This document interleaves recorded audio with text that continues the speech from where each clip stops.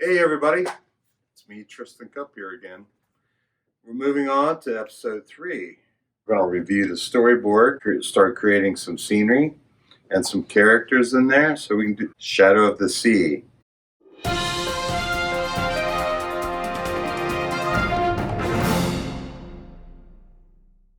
want to start off with what you may need. Let's make a list. I've been trying to think of what you would have at home and what you can get a hold of. Let's go over the materials first. For the shadow puppets and the things like that, you want to use things that the light cannot go through. So you want to create little silhouettes. But we're going to use some cardboard. If you have any other kind of boxes, these are cardboard, they're a little stiffer. And I have some foam here. This is really nice to make some puppets out of too. It's a little more difficult to work with. I have some what they call illustration board. That's a little thicker. It's like what's on the back of your notebooks. These skewers. These are for shish kebabs, but these are usually bamboo or a little bit of wood. Some of the tools you want to use in this. First one is your flashlight or your light source. The next thing is you need a good pair of scissors. You don't want to use fabric scissors for this. You need some knives or a blade or industrial knife or an X-acto knife or box cutters. Do the same thing. Next is a pair of bolt cutters. We'll explain what those are for later. You need some nice markers. You can use pencils if you want. Markers nice because when you're drawing over cardboard, and some of them have print on them that you can see the marker line. There's different kinds of tape. Whatever you have around, or some kind of glue. But tape's going to work best because it'll make little hinges. The other thing in all this, besides the tape and that, is a hot glue gun. If you have one of these, that's great. If not, the tape will work also. Then there's the drill. This is really going to come in handy, and you're going to know what this is for soon. But if you don't have one, that's okay. You have something else that may work, send in some ideas so we can add those to the list of goodies to use for this project. Get really creative.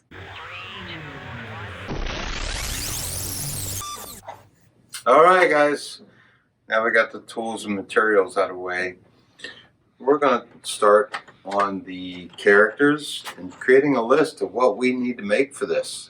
Remember the storyboard? First, we need some waves, all right? That's going to be some scenery, a sun, a jumping fish, a submarine, more of a submarine, and we have fish here, a little fish, a whale thing, some bubbles. Scene 6, we go, okay, there's the sub. Oh, what are these? That's the shipwrecks at the bottom of the ocean. So we also have the bottom of the ocean here also. So we need to make that. And here we have the bottom. And scene 7 is the treasure chest. So we need to make that too. And here we have bubbles. That comes up. Okay, so here we have the sub in scene 8. And it opens up. Ooh, how are we going to do that? All right, and the diver comes out. And we have the treasure chest here. It's a little bit bigger. So that's another one. Number 9, we have the diver. So he's part of that too. Orville, would you take this? Thanks, Orville. We'll just save that for later. So in this one, so we still have the diver, but it looks like his arms move because he's flailing like, yeah, I got some treasure. So the treasure chest has a light in it. So that we're going to have to come up with how to do that too. Now, here's the thing. In the first storyboard, the submarine is going that way. So, I may have to make another one to come back this way because we're talking about 2D flat. It's not all the way around. So we're back to the sun, water, we have those. And here comes the squid. So now we need to make that. Not yet. Oh yeah, you're right here. So he comes out. Another thing I forgot was This was the barracuda fish that he fights the squid off with. So we got to make one of those too. So this is going to be a great scene. But there's the diver, so we got to make that work. Then we're back in the sub. And now we need a little island right here to land on. That's home. And a little bag for the treasure. All right? So with that, through each scene, you want to make a list. And I've started a list here with all that. Let me take this way. Thank you. Thank you. So here I've made the list. All right? We have the sun, the waves, the shipwrecks, and then I put down here landscapes.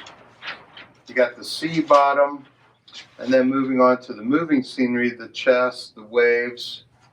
I need to put the whale in. This is over here. Oh, I have fish. And the whale. And the chest. Okay, that opens. The waves. I'm going to put some waves in there that move it back and forth, just to make it look like there's a little action in there. Now, just remember, as you're going through this, you'll probably want to add more, or if something doesn't work and you want to change it out with something else, we can do that also. Then make it the best way to flow with the story. So, you have the jumping fish. Remember that drill I was talking about? That might work for that. So now, let's go back to looking at our material that we're going to make these out of, and we're going to start from there and talk about scale. We're going to start making some of these characters, and I'm going to start with the landscape, or with these things in the scenery. All right? So in this, we got to think about scale. How big, how small is this? So we have a reference here. We have the screen of our shadow theater, a shadow box here.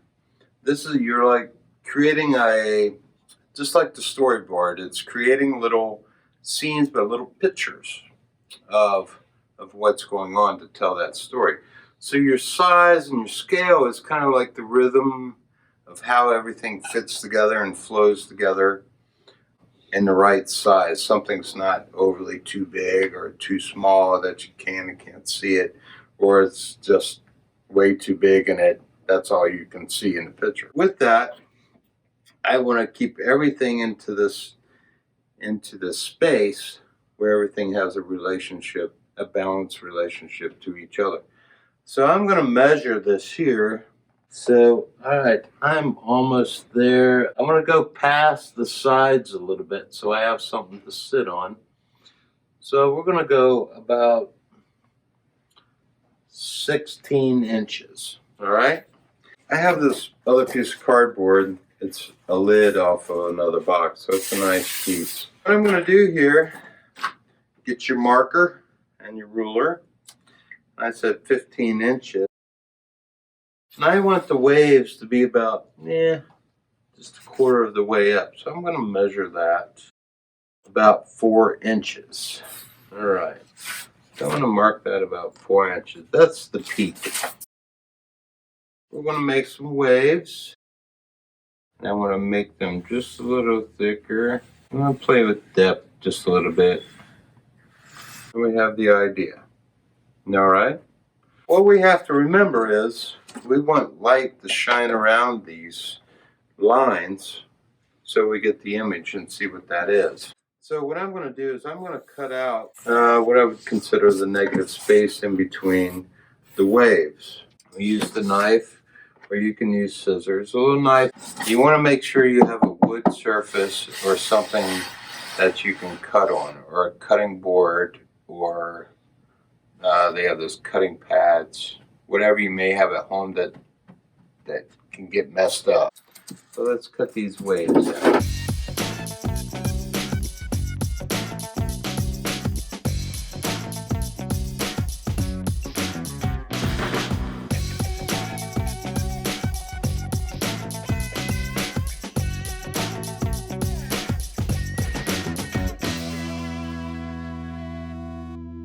When you cut a couple pieces out, you want to put it in your shadow box, to see what it looks like. Let's take a look at that. Isn't that neat? I want to make some move in the middle there. So I have this little negative spot where you can create a new set of waves in here. Okay? But I'm going to use what I actually already cut out in between the waves. But see what I can do with a pair of scissors. And I hope you're thinking about all the really cool fishes that you can make inside of this. So the thing about using the skewers is you can like stick the pointy end right in. So you want to use some tape on that. Or it's a good time to use a hot glue gun to glue that in there. All right? Because you want it to be stiff. All right, so we got the stick on there. This is what we're going to do in the moving waves. All right, so making it like that. See that moving in there? Isn't that neat? Where you can go back and forth like that. You can make bigger waves. That's kind of neat. Yeah. So that's part of that scene 1 and scene 2. So what's the other one? We need a sun. All right, so a sun, that needs to go across the sky also. So let's make another cardboard cutout. And the relationship to the waves, how big would that be? All right, let's start off with, kind of hold it up there if you want. How about that? With sun rays. Yeah? Maybe we cut that out of something a little thinner this time, just to make it a little lighter and a little easier to cut. All right, so the idea of that. And a little sun. It moves across the sky. Let's take the waves out. All right, let's put those over to the side. All right, so we want the sea bottom, which is going to need to be cardboard also. Your bottom of your screen is about right there. So how far up on the sides do we want to go? Remember, it comes up on the side. We want to keep plenty of room to have an open space in the middle for to do the rest of the submarine and all that in the middle. So, all right, so let's draw that. All right, so there was some little bit of coral in there. Let's make some little lines in the middle to just give it some texture in there of like little holes and caves in the bottom of the ocean. We had some shipwreck stuff. One was a Viking ship, and the other one was a what? A galleon. Like, you can research these things on different kinds of old shipwrecks. Cut them out. Now you can do these smaller ones out of the scissors. Okay, now we got the little ships done. Let's cut out these little holes here. All right, so this is the first step. Little things to hold it up. So this is where you want to glue. So we're going to put that right there. Put your hot glue gun. Put a little glue on that there.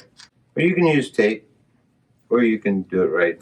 All right, so we have hot glued these little things on. This will help hold it up as it leans against the screen on the inside. All right, so how's that look? That's kind of cool. All right,